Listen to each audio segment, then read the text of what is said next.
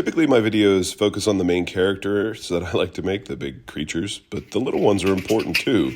And that's what we're doing in this video. I'm showing you how I made a bunch of background starfish monsters for an outer space, undersea display that I'm going to be doing at the end of the month at Pittsburgh's Art All Night. I started out by cutting the dollar store pool noodle into 5 equal parts. I didn't really have a specific plan at this point. I was just sort of making it up as I went along. I sort of had an idea of what a starfish would look like. Thanks, Patrick. But, I wasn't really concerned because this is, again, some sort of creature that doesn't necessarily live on our planet. So I put those together and played with a couple of different designs. I will say whatever shape you want to do is good.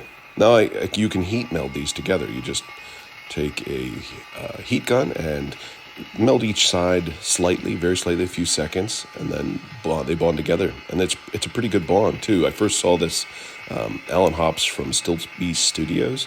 He does this all the time, and it really is great. The funny thing about pool noodle, it's very versatile. It's lightweight, it's inexpensive, it's pretty strong. It also is great for making these starfish because you have the opportunity to just lay the Loctite phone over top of this form, any shape you want to make, and it will peel right off of that form so that you can use it again and again and again. In this case, I needed to make lots of these little guys. Art All Night is a volunteer. It's an unjuried art show that takes place in Lawrenceville in Pittsburgh. Basically, anyone can participate, anyone can put in a piece of art, and if you're anywhere near the area or you just love art, they have bands and they have all sorts of all sorts of neat things that go on during the evening, and some of my stuff is going to be down there. This was my first star I made, so I was just sort of experimenting a little bit.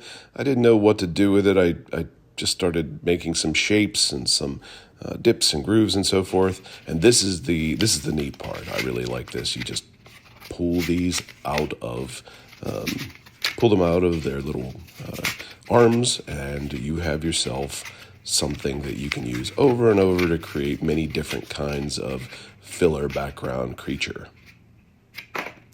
I threw some paint on these guys. I experimented with a couple of different ones. The one that you see in the beginning of the video, I did not paint black first. I painted it with just fluorescent paints.